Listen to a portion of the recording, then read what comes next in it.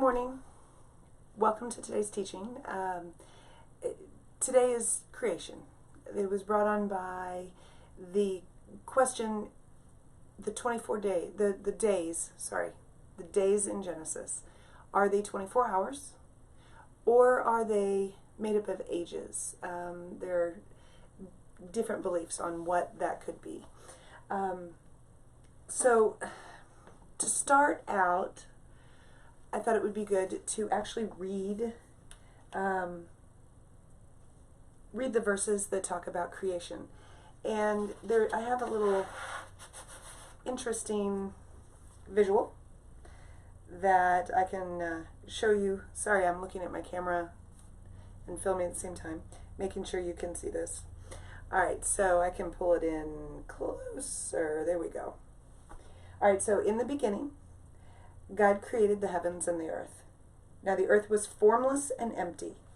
Darkness was over the surface of the deep, and the Spirit of God was hovering over the waters. And God said, "Let there be light." And there was light.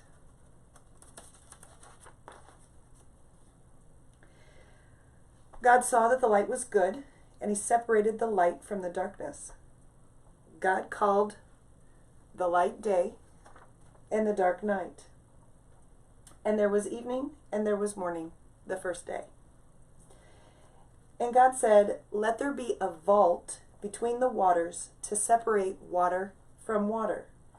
So God made the vault and separated the water under the vault from the water above it. And it was so.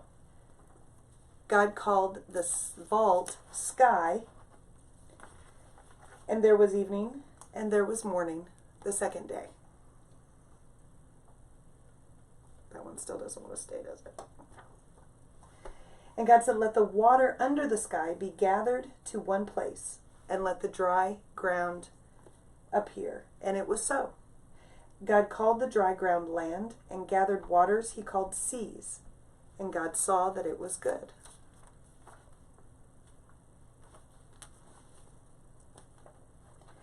Then God said, "Let the land produce vegetation, seed-bearing plants and trees on the land that bear fruit with seed in it, according to their various kinds." And it was so. The land produced vegetation, plants bearing seeds according to their kind, and trees bearing fruit with seed in it according to their kinds. And God saw that it was good. And there was evening, and there was morning, the third day. This is where I think it's kind of interesting. Pay attention to what happens on this side. And God said, "Let there be lights in the vault of the sky to separate the day from the night, and let them serve as signs to mark its sacred times and days and years. And let them be lights in the vault of the sky to give light on the earth." And it was so. God made two great lights, the greater light to govern the day, and the lesser light to govern the night. He also made the stars. God set them in the vault of the sky and gave light on the earth to govern the day and the night, and to separate the light from darkness. And God saw that it was good. And there was evening, and there was morning, the fourth day. And God said, "Let the water teem with living creatures, and let birds fly above the earth across the vault of the sky." So God created the great creatures of the sea, and every living thing with which the water teems and that moves about in it, according to their kinds, and every winged bird according to its kind. And God saw that it was good. God blessed them and said, "Be fruitful and increase in number, and fill the water in the seas, and let the birds increase on the earth." And there was evening, and there was morning, the fifth day. And God said, "Let the land produce creatures according to their kinds, the livestock, the creatures that move along the ground, and the wild animals, each according to its kind." And it was so. God made the wild animals according to their kinds, the livestock according to their kinds, and all the creatures that move along the ground according to their kinds. And God saw that it was good. Then God said, "Let us make mankind in our image, in our likeness, so that they may rule over the fish in the sea and the birds in the sky, over the livestock and all of the wild animals, and over all the creatures that move along the ground. So God created mankind in his image, and in the image of God he created them. Male and female, he created them. God blessed them and said to them, "Be fruitful and increase in number. Fill the earth and subdue it. Rule over the fish in the sea and the birds in the air, and over every living creature that moves on the ground." And God said, "I give you every seed-bearing plant on the face of the whole earth, and every tree that has fruit with seed in it. They will be yours for food. And to all the beasts of the earth, and all the birds of the sky, and all the creatures that move along the ground, everything that has the breath of life in it, I give green plants for food." And it was so. And God saw all that he had made, and it was very good. And there was evening and there was morning, the sixth day. God saw thus the heavens and the earth were completed in their vast array. By the seventh day, God had finished the work he had been doing. So on the seventh day, he rested from all his work. Then God blessed the seventh day and made it holy, because on it he rested from all the work of creating all that he had done.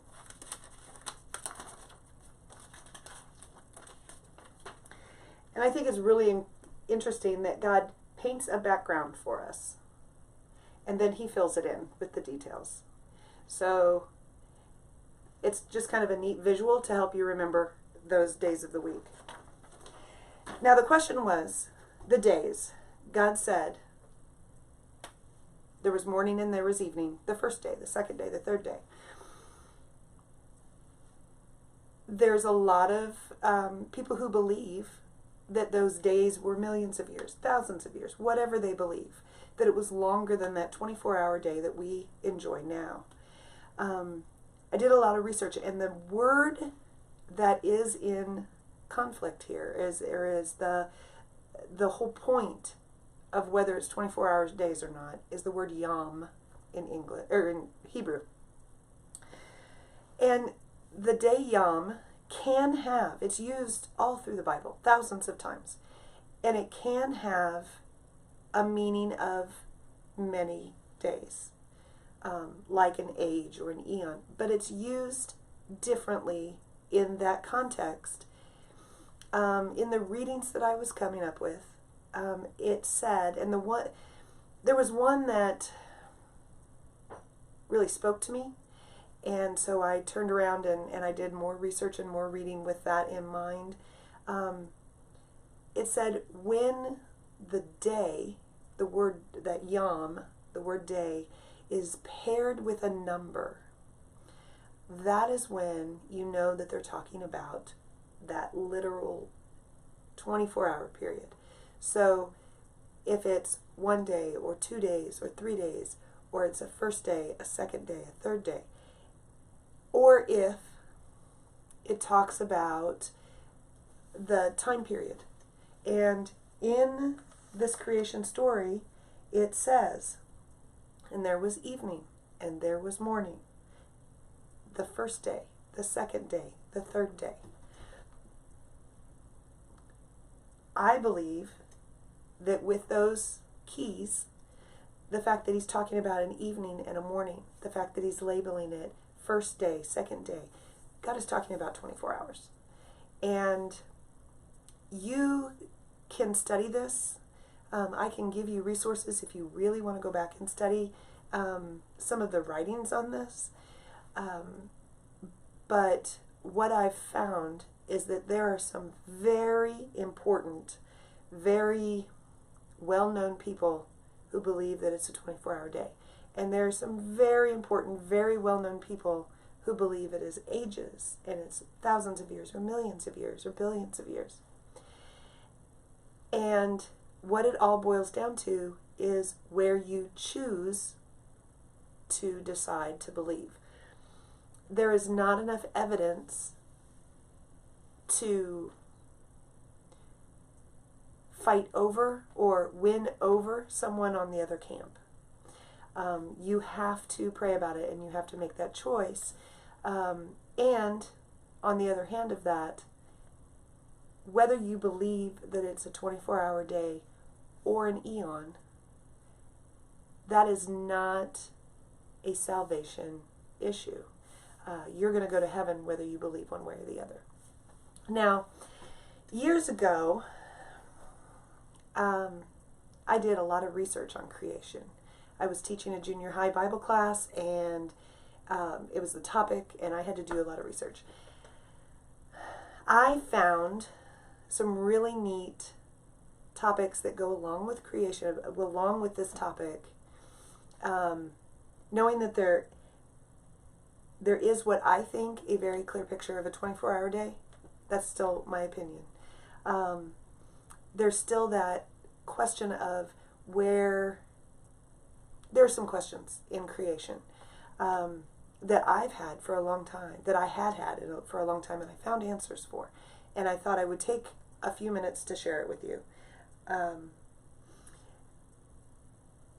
So one of the things is when you look at the second day, it talks about separating the water above from the water below, and the in between is called sky. So there is a theory, on the back side here, that the water above was a shell. Now this shows two-dimensional, like a ring, but imagine that you've got the sky here, you've got your water and the earth, and you've got a sky here, and then you've got a frozen layer that is a sphere on the outside of the earth. And so that's really important in understanding some of the things that come later. So one of the things that is very important to know is that we've got that separation and that frozen layer. The reason it's frozen is because it is so high in our atmosphere. When the higher you go, the cooler it gets. And when you get to the elevations where you've got all this sky, you're getting into frozen layers. So the water above is a frozen layer. We also have no rain. In Genesis 2, verses 5 through 7, it says, "Now no shrub had yet appeared on the earth, and no plant had sprung up, for the Lord God had not sent rain on the earth, and there was no one to work the ground. But streams came up from the earth and watered the whole surface of the ground. Then the Lord God formed a man from the dust of the ground and breathed life." So there was no rain on earth at this point in time. Springs were coming up from the earth and watering the ground. The earth, with that shell of ice around it, would have been a greenhouse. They would have had that greenhouse effect. We would have had tropical, rainforest style vegetation from North Pole to South Pole. And everyone, all the scientists have struggled with how to say this got in the north or this got in the far south. And it's because at first all vegetation was the same all over. It was a greenhouse effect. We didn't have ice caps. We didn't have, we wouldn't have had Antarctica. But what happens here is that with the greenhouse effect, you also have long lives.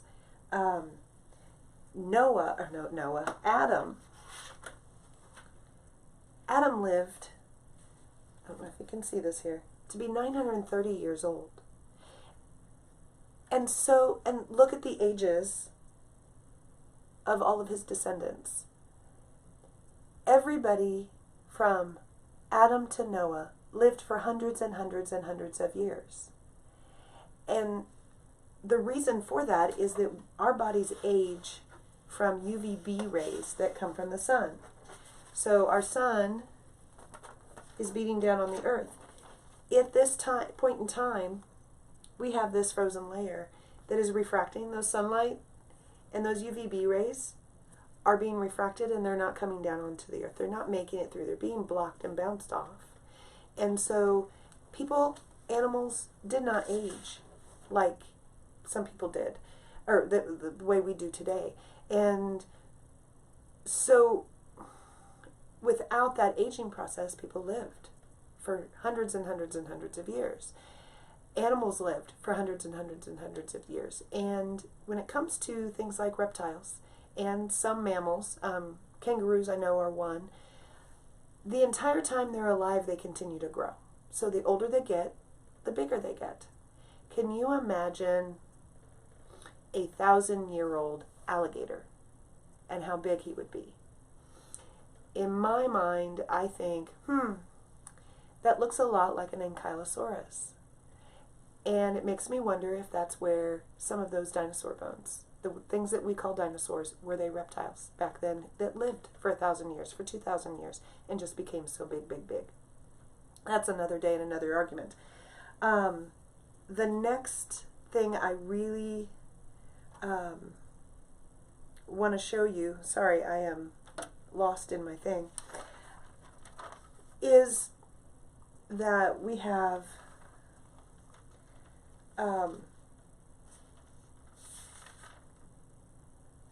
chapter 6. We're going to chapter 6. We're skipping over the fall. We're skipping over a lot of those things. I want to go to the flood. Because if you remember back at the end of verse 1, or chapter 1, it says, all the beasts and humans were given plants to eat. So the plants were the food source. My whole life, I've always wondered why the tigers didn't and the lions didn't just eat everything on the ark. And the answer is everything ate plants at that point in time. Noah was given the command when God saw all the wickedness. He was commanded to build the boat, and he was told the animals would come to him. Chapter 6, verse 20, it says, 2 of every kind of bird, every kind of animal, and of every kind of creature that moves along the ground will come to you to be kept alive.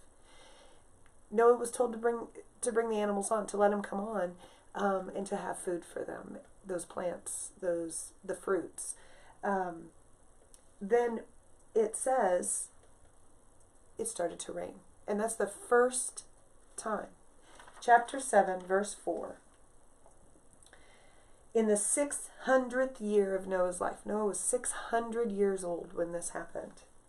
On the 7th day of the 2nd month, on a day all the springs of the great deep burst forth, and the floodgates of heaven were opened, and rain fell on the earth 40 days and 40 nights. So we have all these springs that have been watering the ground. They all just bust out. They fill everything. They start the flood. And the idea here is it started to rain. So this ice layer that we've had all this time melts. This ice layer melts. And that is part of that flood. That floods the earth, buries all of our mountains. And what happens is that the earth changes. If you don't have that greenhouse effect anymore, then you're going to have an earth that turns into what we have now. So over the next 371 days, that's over a year. Over a year, Noah and his family and all these animals were on this ark. And over that next year, you notice he talks about the waters start to recede. So the waters are going back down into the ground. They're filling those aquifers that live underneath the crust of a lot of our land. The ice caps are forming. We're starting to have frozen poles. And so as those ice caps form, they're pulling that water away from the center and collecting it on the top. I mean, we hear about global warming is happening and the ice caps are melting and we're having flooding. Well, the opposite is happening here. All that water is going to the North and South Pole, and it takes a year to happen. So they spend a year on the ark before they come off.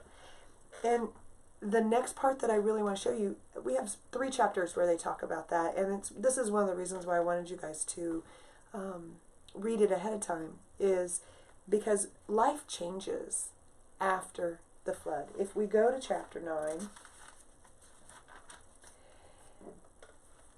in verses 2 through 4, it talks about that God puts the fear of man into the animals. The fear and dread of you will fall on all the beasts of the earth, and all the birds in the sky, on every creature that moves along the ground, and all the fish in the sea. They are given into your hands.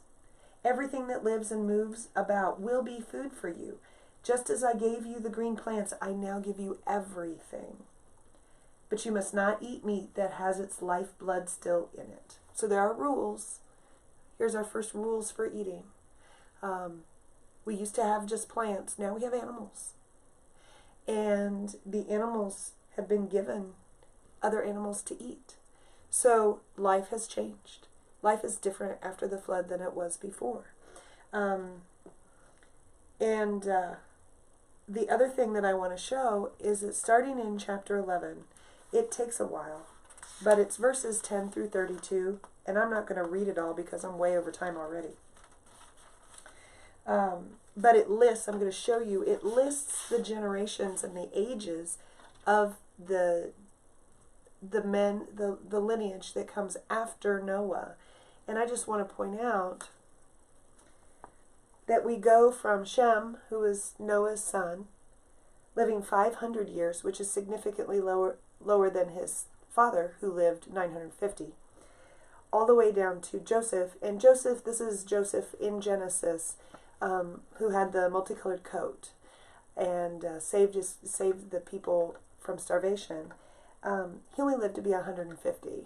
And so we see the effects on our generations of having the UVB rays not blocked anymore by that ice, that frozen ice. And God had said, we're going to limit life to 120 years now. So we've talked about whether or not we have a 24-hour day or an eon day.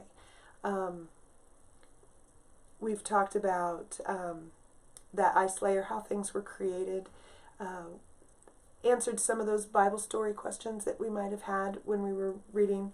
And there are a lot of facts jammed into this. I threw a lot of stuff at you, and I'd really like to spend this discussion time that's going to follow following up with what else I have and other questions that I just started from you. And I hope that if you are watching at a time other than live on Facebook or something, you'll post those on YouTube. We'll have this teaching time on YouTube, and I hope that you will post your questions and let us go back and answer them the best we can with what's written in Scripture. Thank you very much.